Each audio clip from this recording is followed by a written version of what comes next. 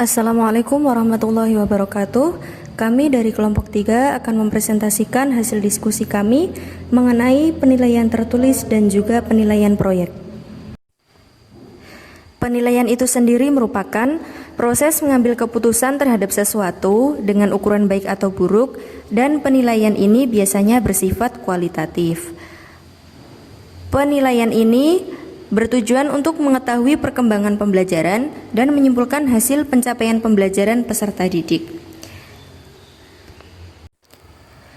Yang pertama adalah penilaian tertulis. Penilaian secara tertulis dilakukan dengan tes tertulis. Tes tertulis merupakan tes di mana soal dan jawaban yang diberikan kepada peserta didik dalam bentuk tulisan. Peserta didik dalam menjawab atau merespon dalam bentuk tulisan, memberi tanda, mewarnai, menggambar, dan sebagainya.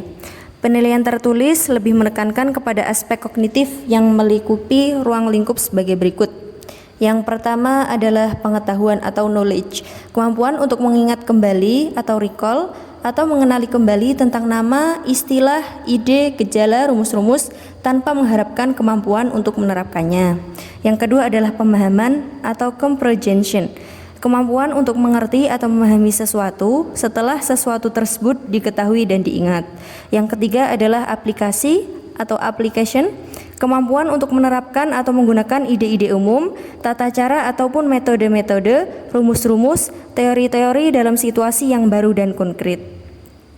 Yang keempat adalah analisis, kemampuan untuk merinci atau menguraikan suatu bahan atau keadaan ke dalam bagian-bagian yang lebih kecil dan mampu memahami hubungan antar bagian atau antara faktor yang satu dengan yang lainnya. Yang kelima adalah sintesis, kemampuan untuk memadukan bagian-bagian atau unsur-unsur secara logis sehingga terwujud menjadi suatu pola yang berstruktur atau berbentuk pola baru. Yang terakhir adalah evaluasi atau evaluation, kemampuan untuk membuat pertimbangan dan memutuskan terhadap suatu situasi, nilai, atau ide. Evaluasi mencakup kemampuan memilih suatu pilihan yang terbaik sesuai dengan patokan atau kriteria tertentu. Bentuk tes tertulis yaitu terdiri dari soal dengan memilih jawaban, meliputi soal pilihan ganda, soal dua pilihan, benar salah atau ya tidak, dan soal menjodohkan.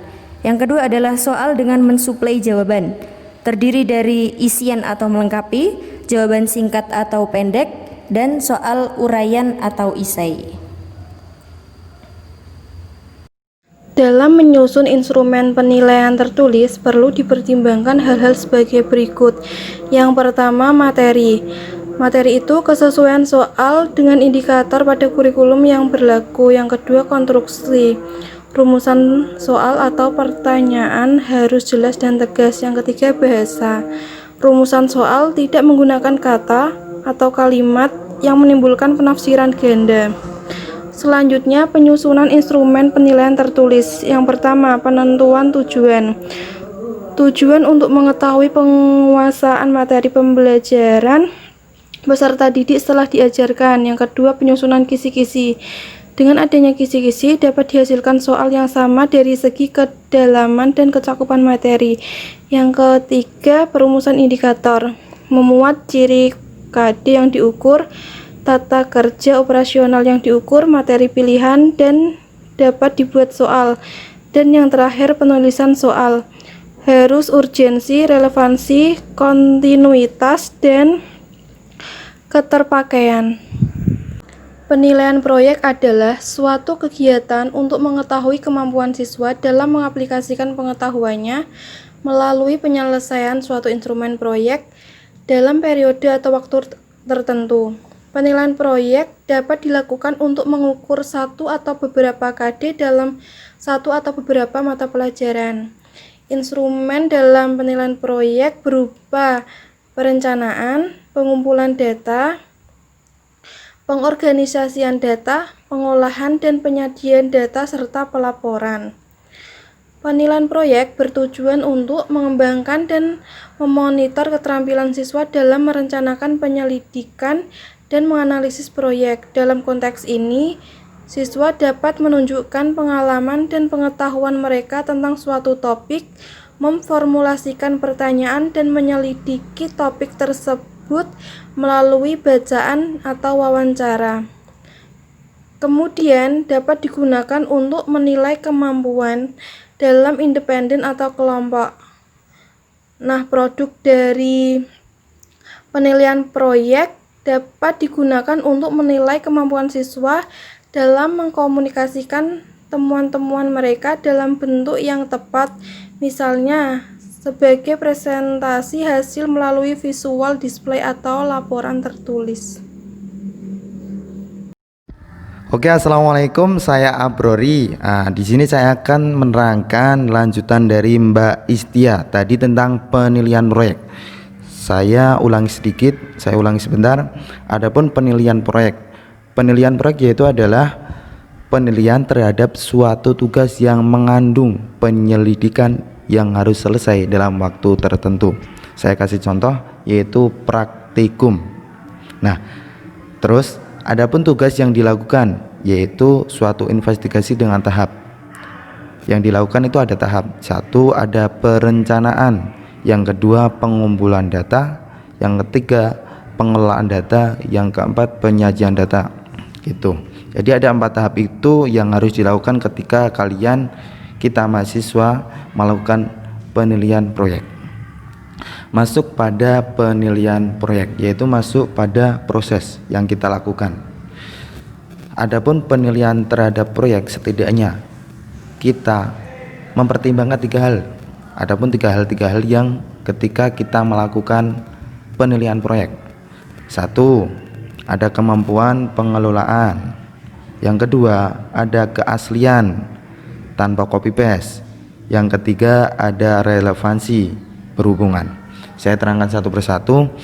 Kemampuan pengelolaan yaitu kemampuan peserta didik dalam tahap perencanaan yang meliputi pemilihan permasalahan untuk menentukan topik, membuat rencana kerja, pengumpulan data, mengolah sampai penyusunan laporan. Gitu. Masuk pada keaslian yaitu ini tanpa copy paste. Baik masalah yang diambil asli dari masalah yang diangkat dan cara melaksanakan sampai selesai. Itu semua murni pekerjaan dari peserta didik. Didasarkan dari pengarahan dari guru itu. Jadi asli. Penilaian proyek itu harus asli. Ini adalah buku. Jadi ya kita manut buku, bahasa Jawanya itu manut buku itu. Masuk pada relevansi berhubungan dengan mata pelajaran, karena bagaimanapun kegiatan proyek ini harus dimulai dari masalah yang kaitannya langsung dengan mata pelajaran tertentu yang sedang dipelajari, harus cocok dengan mata pelajaran yang sedang dilaksanakan, harus cocoklah penilaian proyek itu. Lanjut pada hal yang terakhir yaitu manfaat. Jadi kalau di pondok saya ya, manfaat itu fadilah. Jadi kegiatan apapun yang kita lakukan sebagai mahasiswa lakukan itu pasti ada mempunyai manfaatnya, pasti ada fadilahnya. Adapun salah satu fadilah dari yang saya dapat dari belajar tentang penilaian proyek, 1, kita mempunyai keterampilan menyelidiki secara umum. Yang kedua, kita dapat ilmu, pemahaman dan pengetahuan dalam bidang tertentu. Yang ketiga, kita mempunyai kemampuan mengaplikasikan pengetahuan dalam suatu penyelidikan. Yang keempat, kemampuan menginformasikan subjek secara jelas. Nah, itu adalah fadilah manfaat. Fadilah itu manfaat kita tahu ilmu tentang penilaian, yaitu ada penilaian proyek, ada penilaian di atas, penilaian tertulis, ada penilaian proyek. Oke, gitu aja. Thank you very much kalian sudah mendengarkan suara saya. Jangan lupa doakan kita, kelompok kami, semoga sukses selalu. Terima kasih. Wassalamualaikum warahmatullahi wabarakatuh.